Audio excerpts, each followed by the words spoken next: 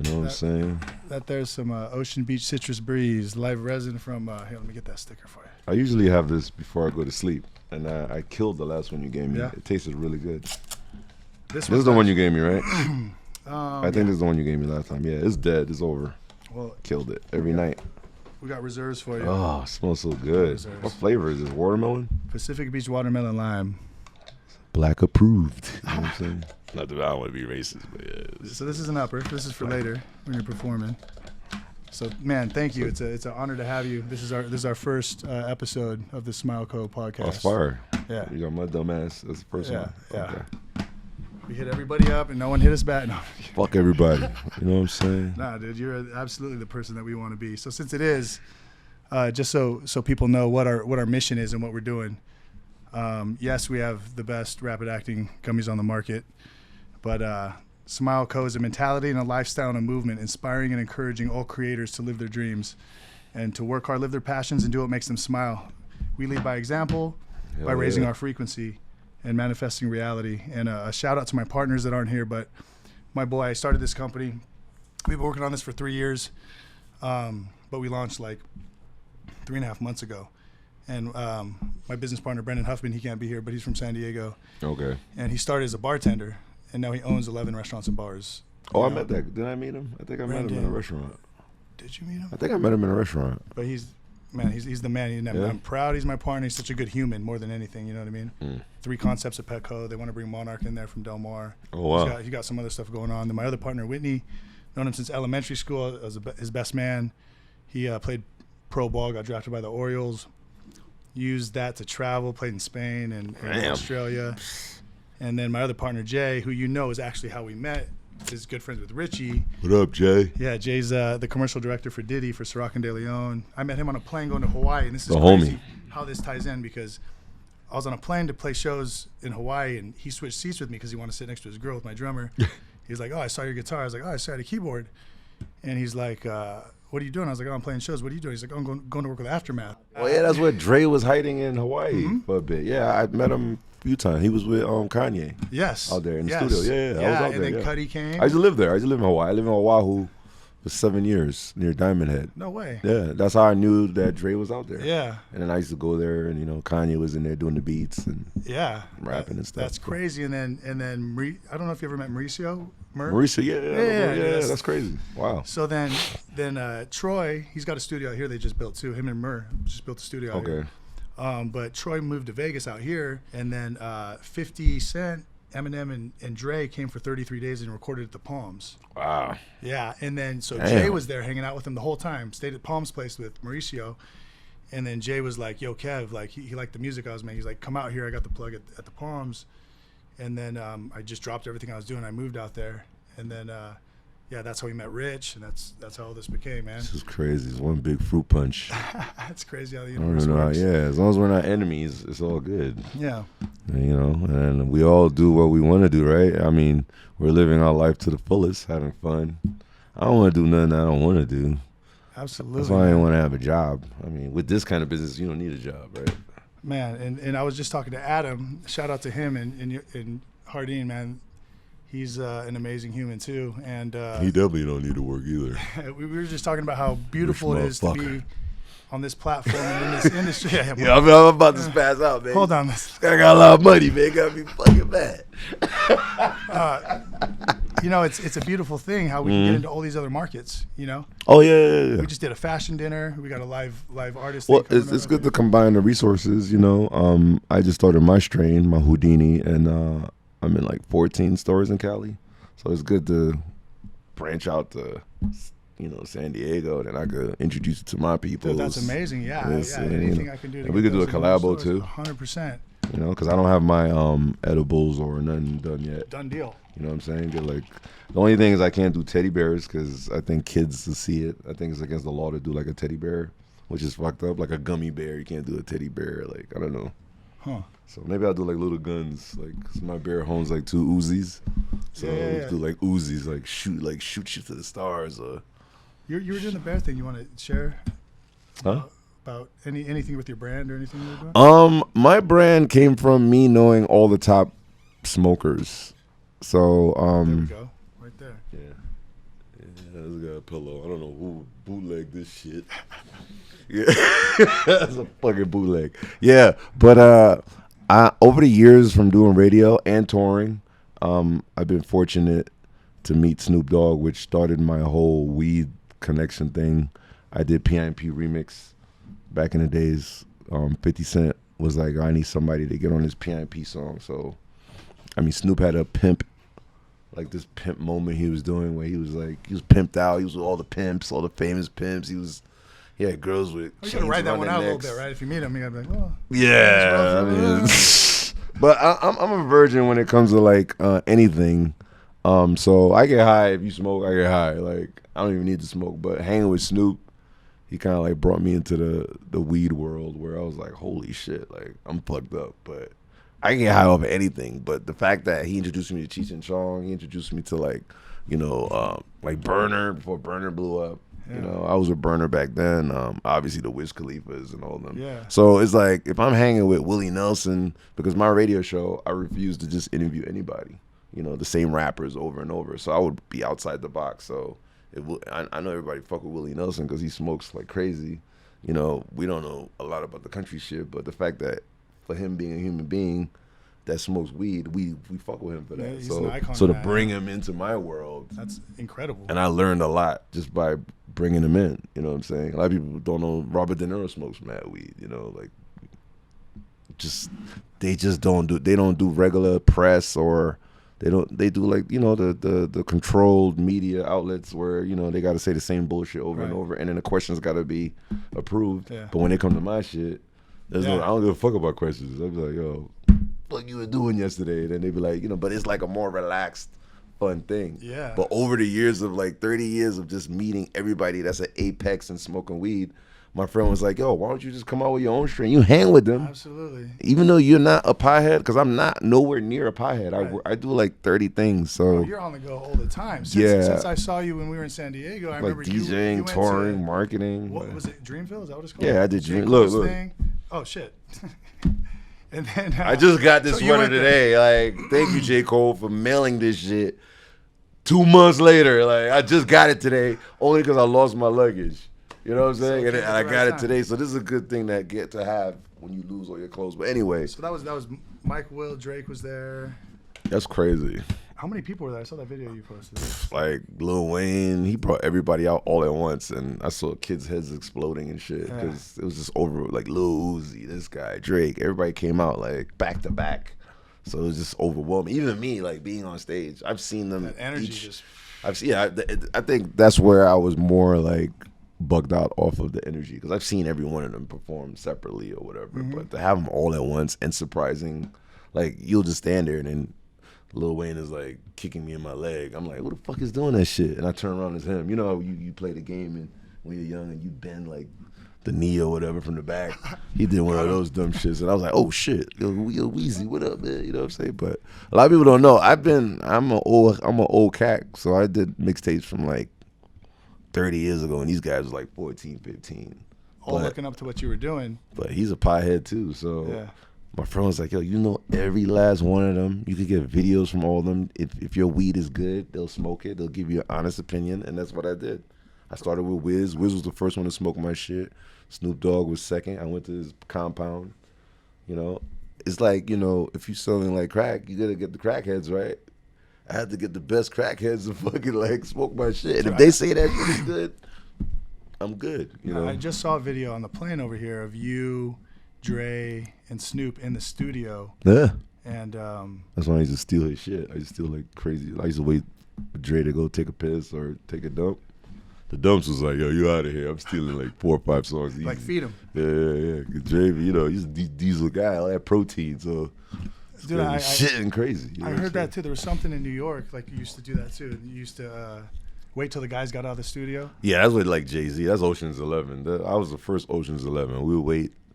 So what I would do is the producers or like even the guys here, like they don't really get paid much to do all this stuff here that we're doing. So what I would do, I'll come and be like, yo, if Jay-Z or whoever comes in, call me. And then I'll give you $500, $1,000, depending on who the artist is. And then once Jay-Z comes out, so we would wait. Like Jay-Z, they'll block the studio out from like maybe 12 to 5 or 12 to 6. But then Jay-Z will probably come out like 4 or 5 after he's done. And then now we kind of like roll up at 3 and park outside until they come out. And once we see Jay-Z and the whole, see Memphis Bleak, see Beanie Siegel, everybody's coming out. And then we go in now. And we go in there, pay the guy off, and he gives me the whole session. So he'll have like another room that records the full. So even when they're fucking up, talking, yelling at each other, we would have everything because back then they had DATs. So that's how I got like the Biggie songs, and like I got Biggie DATs with him yelling at people, fuck y'all. But if I put that out, I'll get killed. You know what I'm saying? So I just leaked like just the songs, man. You know, and that's how I did Realest Niggas. Yeah, I did Realest Niggas with 50 Cent because Puff never heard that verse. He went crazy. And I was smart because when I did Hot 97, my show ended at midnight. So I aired it at 11:55. So I had 5 minutes to get the fuck out the studio. Because, you know, Hot 97 was like a couple blocks away from Bad Boy. Right. So I had 5 minutes. So I had my brother start the car, warm it up. It was during the winter. I'll never forget it. I pressed play, and I ran to the elevator like, let's get out of here. Easy, man. Got out, and then I knew I would. And I went on tour with 50 after that, so I didn't give a fuck. You know, I wasn't gonna come back for like maybe 2-3 months. So by then, I thought the coast would be clear until we had to do SNL. We had to do Saturday Night Live, and you know, when you do SNL, you got to go rehearse Friday, Thursday, and Friday, and then you do it Saturday.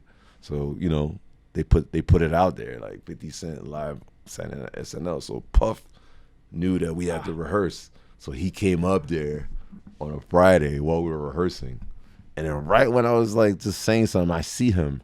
So I try to like, I gotta go to the bathroom. You know, I try to like, I didn't run. I don't want people to know I was pussy. So I ran fast. I was walking fast, like extra fast. I was just trying to get into 50's dressing room. And he caught me on the fork in the road and then put me in a headlock and walked with me to 50 room with the headlock. And then 50 puts his head up and he sees me in a headlock, and I had to tell him where I got the song from and shit like that. So I wasn't gonna snitch, but you know. Was that the worst situation from all that ever happened? No, that wasn't the worst. That was the easy one. I've been through I've been to like 30 things. I was supposed to die maybe like 12 times in the hip hop shit. And I'm not even counting shootouts. I'm not counting beef. I'm talking about like random crazy shit, people trying to find me. I remember Nori, you know, he does Drink Champs. He was trying to kill me. I became his DJ, which is weird. I became Capone Norega's G. Almost every artist wanted to kill me. I got kidnapped by Pun. That's everywhere. They threw me in a van for some song I leaked. What else? It was based on music. Yeah, it was all based because I used to do these things called beef tapes. Like I started the beef things, and then I remember Quincy Jones' son started Beef, the DVD, but he got it from me doing all the tapes. So what I would do is if I'm with Nas and I hear Nas diss Mobb Deep or something, I'll just call Mobb Deep like, yo man, I just heard Mobb diss you dogs. And Prodigy be like, what? Go in the studio tonight. Come get it tonight. Hurry up, who kid? I'm like, whoa, wait. Like, so I would have like both sides. So there would be like verses, you know. And then I did it for a while, and then I just didn't hear lyrics on some songs. Like, that's the thing. I never stopped to listen to lyrics. I wanted to keep putting them together, sell, make money, keep it moving. Marketing 101 right there. Yeah, and then Max B, who's locked up, he had me do his tape, but I didn't hear his lyrics. I didn't know he was dissing Dipset. I'm hanging with Dipset while he drops the tape. Jim Jones looking at me like I'm crazy. Like, yo, Joel Santana's like, yo. I was just like, I ain't hear the lyrics, man. I didn't, fuck, I'm doing like 100 tapes. I did everybody's mixtape. So for me to stop and listen, like I would just do the Who Kid drops and put the guns, you know. But in all that process, man, it's like, you know, you hang with the best of the best. Everybody smoking weed. Weed is like part of all that culture. Yeah. All that music was created. In the studio, absolutely. Yeah, all that shit was created from just weed. Even me, like mixing or putting shit together. I mean, we had shit weed from Brooklyn, but we smoked mid or whatever. We had weed. I mean, weed created everything you see right now, which is like the weirdest shit. Look, you got me holding this right here, smiling. Look, you got me holding this. Like, was Sour physically here, physically in my that's true though. When they say that your mind is really like building and creating shit, you created this with your head. Right. Isn't that weird? That's like the weirdest Well, shit. you know what's crazy too is the second largest system in our bodies, and they call it endocannabinoid system. So like we are designed to take this stuff, and they've been preventing it for such a long Oh yeah, time. they've been hiding the shit. Yeah. They lock you up, and Now there's too much information now. You remember know, the brain internet, on there's too much drugs commercial? information. This is your brain on. If you do weed, this is your brain on weed. Like I was like, remember that old commercial? It was like sizzling eggs and shit. Like the eggs, like. And then they were telling us like you got to eat bacon, milk, and eggs every morning, and like now it's like, wait a second, all that stuff pushes cancer, you know. But like, man, we've helped so many people with this stuff. You know, they've demonized it and made it look bad, but it helps. And you know, like anything else, you can't overdose on it. You can't take too much, you know. But you take the right. That's why I like edibles a lot, because you know, like some people have a bad experience with edibles or smoking, and it's like, oh, I don't smoke because I had a bad experience. I was like, do you know what you smoke? No. How'd you smoke it? Well, I hit a bong. That's like walking into a pharmacy, grabbing something off the shelf, not knowing if it's a Xanax or a Vicodin or a Viagra, and then not knowing how many milligrams. You know, you got to know. It's like what being you're in taking. Mexico. Like this is from sour diesel, specific strain, specific. You know, it's going to have an effect, and then you got to find the right milligrams. And I'm happy that this is getting to a point to where people can understand what's right for them. You know, because some people want to go to sleep. You're not going to want to take that one. You know, I'm an old head, so it puts me to bed nice. And sleep is everything. That's when you heal. The only thing I don't like is like if I take it too early, I can't really watch like porn sites because I'll be mad tired. Like can't even whack off. You know what I'm saying? The right milligrams for you. Yeah. You know what I mean? Not yet. Research and You development. ever did that with your girl? Like you just smash her after you took it? Or you ever tried it? I mean, it's your product. Maybe. How does that feel? Is it soothing? Is it silk? Man, you're giving us ideas now. I'm like wondering, what should I say? Who's going to hear this? I'm like, I what? don't know. Yeah. What? I don't know. You got condom on? No, I don't know. This is man. This is choice. This is man. I want to learn. You know what I'm saying? Nah, but this is like I've tried other products, and there's what's that thing we use here? The Burberry, the blueberry. What's the name of that? The one downstairs? Something berry, something.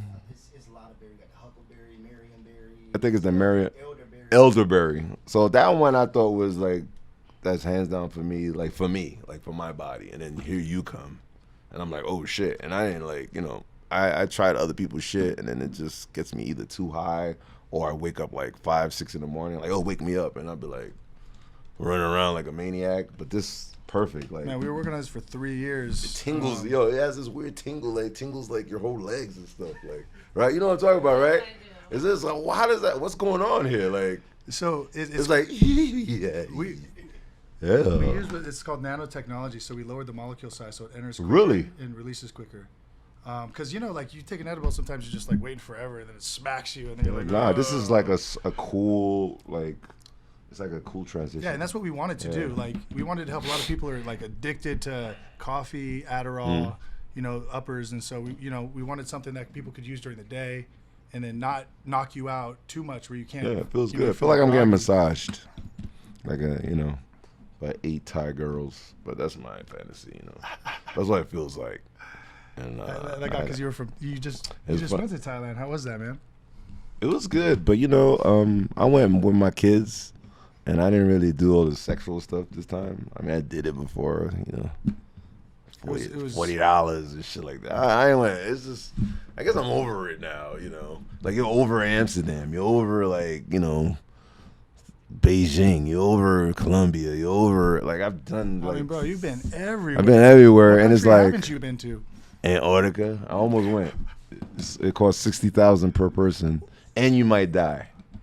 Because you're on one of the. Yeah, for the equipment and everything, and then you might die, like, cause you're on like a icebreaker. There's like so shit could happen, like. It's like a treaty. I didn't even know you could go. I'm like, am I gonna do this for a fucking penguin? Like, fuck that penguin. I go to the zoo. You know what I'm saying? Well, I'm gonna jump out. The only thing you jump out, and then you're on Antarctica, and you're just like jumping up and down with happy feet, but.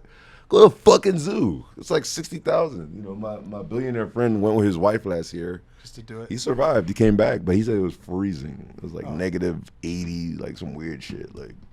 And there's actually an Antarctic treaty. So like, almost all the countries have it. So you're not allowed to go there unless you take that, and that's probably just like one of I those. mean, you know, they always say there's aliens over there. There's a hole there, like that goes into. You see dinosaurs and there's heat, it's inner Earth, and all this dumb. I mean, how would I know? I don't went to Antarctica. That's where it's at. It's at the, you know, it's in Antarctica. You know what I mean? I had a, so I posted online to some people. And, You went to Antarctica? No. Oh no. Oh, I was like, what? No. Let me find out. Not man. yet. Can't talk about it. But no, I posted online to my followers and asking if what they wanted me to ask you. So one of the questions was, if you could work with anybody right now, who would it be? Wow. Who would it be? Man, if I could work with J. Cole, that would be ill, man. I got his hoodie on too. I never really did I know he did some freestyles back then. I leaked a couple of them, but I just never had a chance to do a mixtape with him. It'd be cool if I could do something with J. Cole. Yeah, he's Yeah, he's like one of those respected. And then when I went to his like festival, I really like gained like a different How way many of- years has he had that? I think it's like 3-4 years in. Oh, that thing looks crazy. Yeah, he had like That's amazing. That's to bring that to your hometown too. You're bringing 50,000 artists people. and your art and revenue and jobs. In Charlotte. Was it Charlotte, right? Charlotte, North Carolina. Ain't nobody want to go there. You got everybody over there. You know? And it was, I don't know. I have a different way of looking at like the way he performs, raps, and everything. And I'm like a remixed fan, you know? Who do you listen to right now? I be listening to like all these weird new young kids now. I like Babytron. He's like crazy. He be doing all them wild, like he'll rap over like a Star Wars instrumental like and kill it. You know what I'm saying? I fuck with OGZ. He be out there in the West. Who else? Tyler Yahweh. I mean, I knew him from like a long time ago. But I still listen to all the old shit, man. I'm Wu-Tang. I'm fucking, you know, obviously Eminem, 50 Cent. Like, I like all the old stuff, like, you know, because I'm like one of them weird unicorn guys that survived every transition. Like, I literally went through every, what up, man? See ya. See, everybody knows me here. This is crazy. Yeah, I kind of like survived every transition. Like, NWA, Tribe Called Quest, Wu-Tang. Like, I saw the videos come in. I saw the music come in. Run DMC. Like, my best friend is Rakim. Like, shit like that. Like, so I'm like this weird unicorn old head, but I still hang with Lil Durk. I still hang with, like, the Lil Bibbies. And I promoted, like, all the new young kids that's out there that's popping. So it's the blueprint is like ageless for some reason. Whatever I created is an ageless blueprint. As long as I don't wear like, you know, like I don't know, Bro, you ever like FUBU and shit like that. And you know, I don't know. I mean, I try to like look a certain way because these kids, man, they look at what you have, how you dress. Yeah. Because now, back then, it was all about the skills and the rap. But now it's like full 360. You gotta have the rap skills. You gotta have like the beats. You gotta look good, drink. You gotta be somebody that they want to be. Where back then, the lyrics kind of like directed what I wanted to be. Like Wu-Tang, I'm here because of Wu-Tang. You know, I'm here because of Tribe Called Quest. I'm here because of Jay-Z. I'm here. I didn't care like really what they had on or like jewelry wasn't like crazy like that back then. Now it's like these kids got like $1 million on their neck. I had to go get like 2 chains so I don't look like a loser around these guys, man. Like, cause they look at you. That's how they define success. I mean, we define success kind of like that back in the days. I mean, when I was with G-Unit, it was like exotic cars, and it was like we had our G-Unit chains and all that stuff. But now it's like, God damn, like I don't know how people do it now. Did you say one of your best friends was Rakim? Like Rakim is my best friend. Big Daddy Kane is my best friend. Are you familiar with Fashawn? He's signed to Nas. He's a younger artist. Fat Sean. Fashawn, F-A-S. Oh, Fashawn. Yeah, Fashawn. Yeah, so yeah. what's crazy is I toured with Fashawn playing Really? guitar with opening for Rakim. Wow. So we're on a bus, and he's telling me, I got Fash's first show. He's from Fresno, California, which is my hometown. And then my buddy's like, "Hey, this kid's dope." You know, I played Fashawn before. I leaked a lot of his songs. Yeah. Yeah, of course. He was telling me he got his name from from a Rakim album, it was skipping the CD. It was skipping. No. And it was going fashion. I think it was saying fashion, maybe fashion. Wow. Fashion. His real name's Santiago. So shout out to Fash, man. That's crazy. I mean, that's who I looked up to, man. I always wanted to be rock. I mean, it's either Rakim or Big Daddy came back then. Obviously, Biggie, Tupac came later, and I told you I survived every transition. But me as a kid, I always wanted to be like, I mean, Big Daddy came had the big chains. He was in a ring.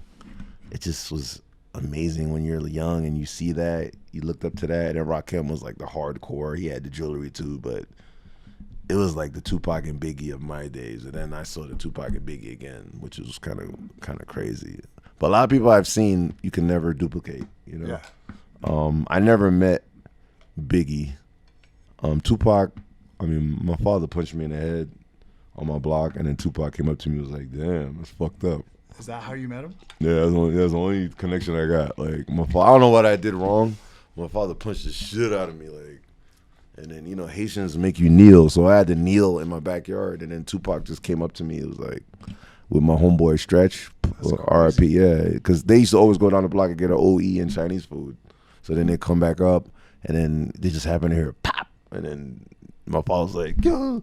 And then he said, Ajanu, that means kneel. So, you know, you have to kneel. And then I had to say, like, sorry, Poppy, for like, until he tells me to get up. So obviously with Tupac was like, he was like the nerd, like he was like kind of like Digital Underground Tupac, so he wasn't like the gangster Tupac. He was like hipster, polka dot shirts and all this weird shit. But and that was in New York. Yeah, that was in New York on 111th Street, 111 Road, and 215. And down the block was Linden. So I live 3 blocks from LL Cool J. To the right was Hollis, so that's Run DMC. Russell Simmons. Wow, all that music came out of there. Yeah, Tupac was on my block getting beats from Stretch. Biggie was on the block too. I never really saw him, but I heard he was on there. Nas used to come get beats there. So Tall Stretch kind of like did beats for like almost all the rappers back then. You know, the rumors he was in the middle of the Tupac and Biggie thing because Tupac got shot at the studio in New York. When he first got shot in his groin, so. And then you did Nas's mixtape, right? Yeah, I did Escape from New York. Me and K Slade leaked Ether. So I was with him during his lows because he was like trying to figure it out. And Jay-Z was like, him and Jay-Z was beefing. So he kind of like had me and K Slade put out Ether. And then I hit a little bit because, you know, Jay-Z's crew was crazy. You know, they had Tata and all them over there. So. But yeah, he blew up off of that. That actually saved his fucking, like, that Ether thing, the whole beef. That's one thing you can see, like, beef records kind of like will help a career because he didn't know what to do at that moment, you know. And then Belly came out. Wasn't Tupac supposed to be in Belly? That's crazy. You know, I heard there's a rumor he was supposed to be in Belly. DMX ended up being in it. Yeah. That's crazy. I forgot about that shit. Yeah, DMX introduced me to Aaliyah. Cause he was like, oh, come on here, Uptown, man. Just shooting a video. Like, he used to be barking at me for no reason and shit. Like, and I met Aaliyah. I was like, oh shit. Like, that's when they did that. I think something in the dog, whatever song they had. And then I met Aaliyah then, and then I was like, Aaliyah, why don't you do some drops? I'll put your tape out. So I did like an Aaliyah mixtape back then. I did everybody's shit, man. Even the directors, Spike Lee, what's his name, Hype Williams, Lil X, all of them hosted tapes back then because I wanted to just be outside the box. And then what better ways to infiltrate the industry? And then, you know, I got cool with Russell. I got cool with Leo Cohen. Like almost every top exec, I got cool with them. Sit back and think about that, bro. Like, I had to know legendary shit you were a part of, bro. Yeah, because I didn't want to be the DJ that just got songs from. So if you know the owners, you know the presidents. It's like what do you call that? In-house trading, whatever, that illegal shit. Like, you know, something on the stock and you put money in it. Mm-hmm. So they tell me like, oh, this is the next guy. Oh, we're signing this guy. Or so if I know that they're signing the guy, I'll just steal his shit early. Right. Or I'll talk to the guy early before he blows up. And usually that's the case. You know, I get them like nice and early, do their tapes or leak their songs first. So I made sure the whole industry, I got cool with that. A lot of people don't do that no more. And they wonder why it's hard to get into the business. Because the business we're in, even this business, it's all about relationships. 100%. Yeah, if you don't know a certain person, you know, you want to get your shit in the store, you got to communicate, you know, or you got to be cool or trustworthy. Yeah. And if you have no loyalty, or if you're known for being a piece of shit, you're not going to get ahead. For me to be like 30, 40 years in, and I know everybody, now I'm hanging with their kids and shit. Respected by everybody, which is incredible, man. You know, it's all about work, man. You know, I don't know. I never wanted to be a tough guy. I mean, I know tough guys. If I have issues, I call them. So that's one thing. So doing the mixtapes also gave me like respective protection for some reason. Like Bloods and Crips used to protect me in L.A. I used to go to Miami to Zoe Pound because I did Haitian artists down there. I used to hang with like, you know, I don't know, like Trina and fucking, you know, all the Miami dudes. I went to like when they did T.I., I met T.I. when he was like 17. You know, did his shit, pulled a gun out on me. That's how I met him. Pulled a gun out on me. Like he thought I was gonna rob him, and it's just like it's good to be there in the beginning, you know. And a lot of people don't know I DJ'd for Juvenile first before I DJ'd for anybody. I used to hang with Lil Wayne when he was like 13, 14. Yeah. So it's Juvenile, Capone Noriega, and then I lied about the Puff Daddy thing. I toured Canada, acted like I was Bad Boys DJ because I had Puff Daddy host a tape. So then I toured Canada. Much Music was like, yo, Puff Daddy's DJ. And they had me come out with all the kids and stuff. I was hugging kids. I was like, yeah. They asked me about Puff. I was like, yeah, you know, me and Puff go way back. I was lying like crazy. I toured everywhere in Canada off that shit. Canada is so easy to trick. It's like, crazy. I just bought a Sean John suit. I had like 5 Sean John suits, and I just wore them at every interview. And, you know, I had Puff talking. So once you get Puff like hosting and talking, Harv Pierre, which was like I think his right hand man at that time. You know, back then it was expensive to have like those cable channels. That was like, it's not like now. Like it's like 19 a month or 15 a month. Right. You got Hulu. Back then it was like $1,000 to get all these weird channels. That fucking day I did fucking Much Music is the day he was watching that shit. He had like Canadian channels. I'm coming out, Puff Daddy's DJ, and I was like, but Puff respected the fact that I even tricked people to do that, because that's how I used to lie to even get free records back then. Because you know when we had wax, shit was expensive, so I used to just put fake club tours. Like I used to make up fake flyers and leave them in the labels, and we gotta get who get these records. He's going to Japan. Yeah, okay. There was a club in Japan called Heaven. It's not even there anymore. But I know Russell Simmons is not gonna call Japan to find out if I'm on tour. So you're like, who's this guy from Queens? That's brilliant, man. Yeah. That's what artists have to do. I mean, fake it till you make it, but just don't fake it where it's going to embarrass your ass in the long run. I did bullshit little lies that even if you found out, it doesn't make a difference. It's too late. I'm already in, you know? Just like the era of everybody paying for fake YouTube views. Right. It's too late now. These motherfuckers are super famous. Like, yeah. I'm like a snitch on certain people. I know, like, super out of here Illuminati A-list singers that's getting like billions of views, but they bought 200, 500,000 views or a million views, whatever. They paid like money for that shit back then, and that's what the labels was doing. Yeah. You know, but it caught up. But as long as nobody knows and you have talent, you can get away with that shit. Right. I keep telling people that shit, you know, but just kind of creating the image. I don't have to do that shit no more, thank God, man. I used to lie about Japan, and then I met my ex-wife. Like, she's Japanese, and I'm touring in Japan. She's the one that told me about the club anyway, because she's from Yokohama and all that. So she told me about Heaven. That's why I was like, yo, give me a club in Japan. That's how I got fake. I went to Kinko's. I don't know if Kinko's is still out there. I used to print the flyers, and then I photocopy them so they look like they're used. You don't want like a fresh. Right, yeah. So I will photocopy them and then leave them everywhere, and then everybody be like, yo, who's... Russell was like, who's this Who Kid guy from Queens? So I made sure he knew I was from Hollis. So he was like, why is this Queens DJ going to Japan? And there's like really no social structure. They had YouTube channels back then, but I was in the beginning of the YouTube channel. Yeah. Man, did you? I don't think don't think anyone else has really made it through all of those eras, man. And saw the You know what I videos mean? come in. Like I did MTV, I did Top of the Pops, I did every late show, I did every music show overseas.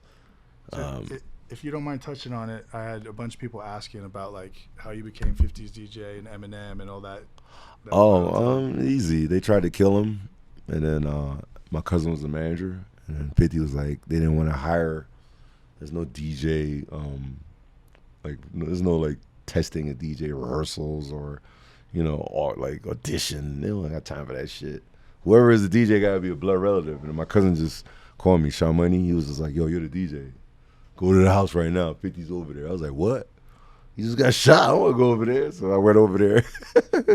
Because he got shot in his face. So that's why I was scared of. I'd be watching Walking Dead and all that stuff. I don't know. I don't know who I was about to talk to. You know what I'm saying? And I was more in shock when I met him, and it just looked like a dimple. Like, it didn't look bad.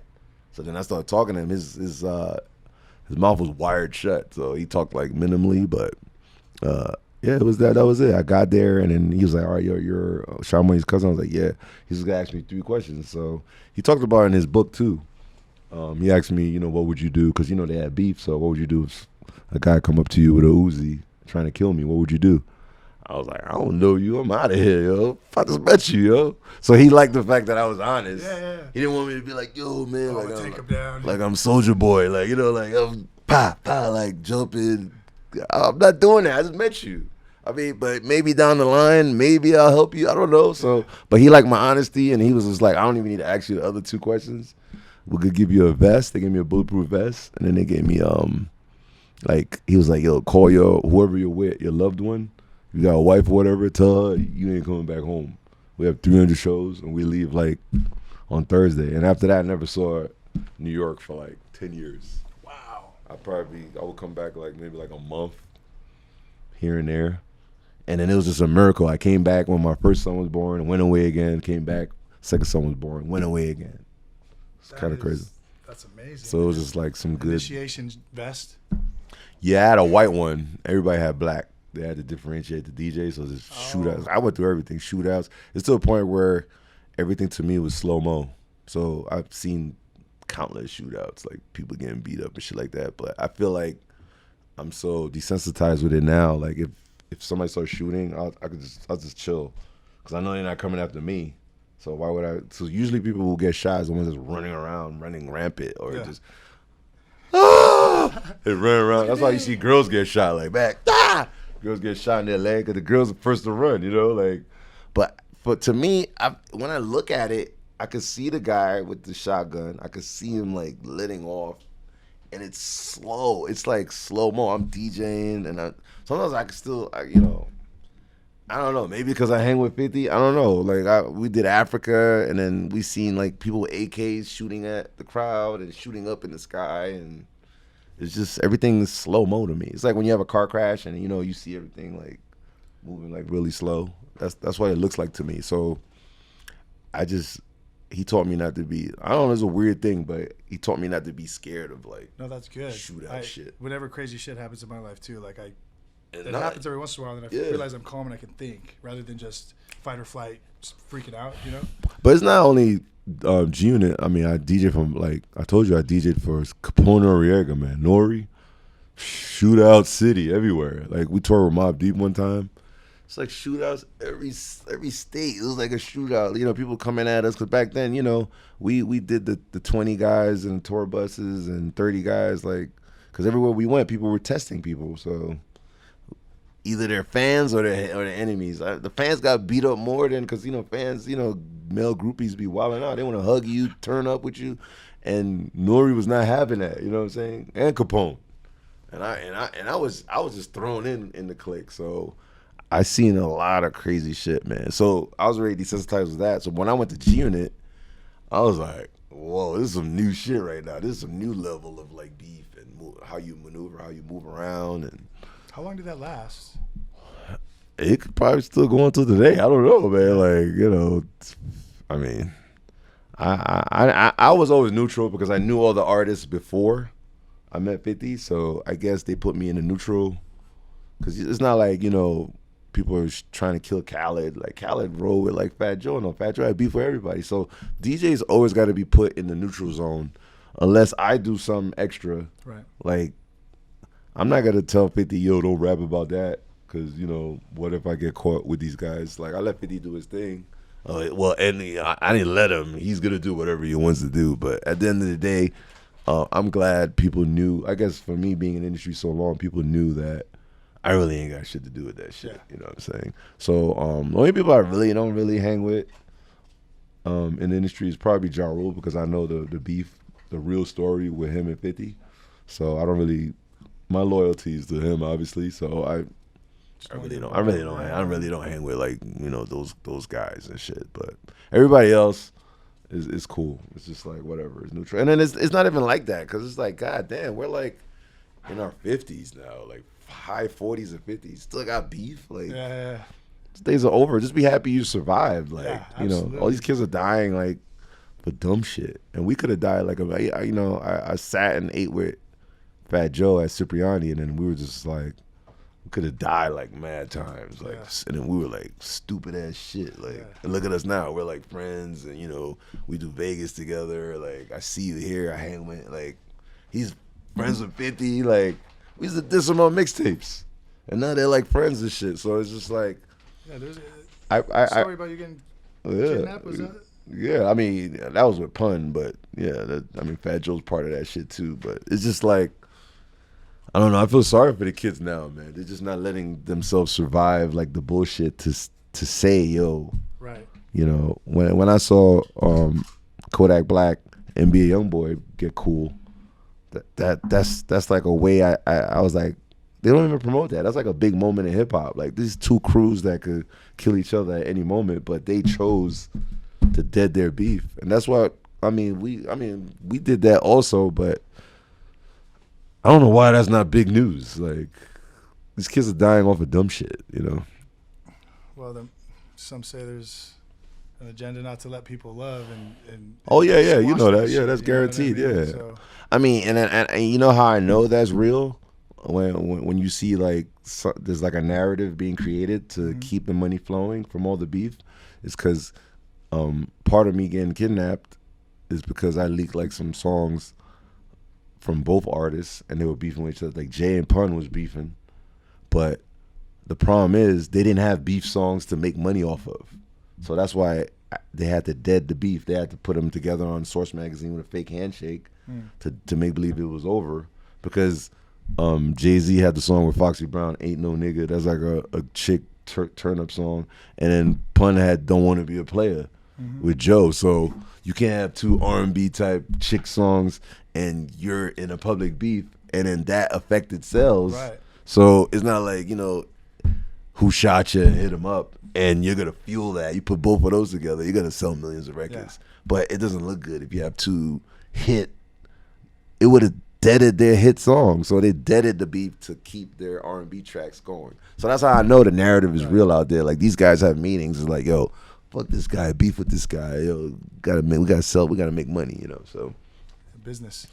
Yeah, and I had to get kidnapped to figure that out, but that shit is real, because all that shit could stop. They could stop that shit, because there's labels out there that could be like, yo, we don't want this music here, or we want you to stop. Like kids are dying, like they could stop it. Yeah, I mean, the prison business is a large business, you know. I mean, I don't want to go that deep, but it goes that deep. Yeah, that's like if you really want to examine like the genre of hip hop, if you do like a Harvard analysis on where a regular urban kid would go from listening to this shit, you'd be like, damn, that's fucked up. And I'm not talking about the ones that like survived and just chilled. They went to school, they're normal, they work. There's a lot of dumb kids out there. It's like stupid little motherfuckers out there. So those are the kids that they want to like be in that category, like, you know. Yeah. Fucked up world, man. Richie.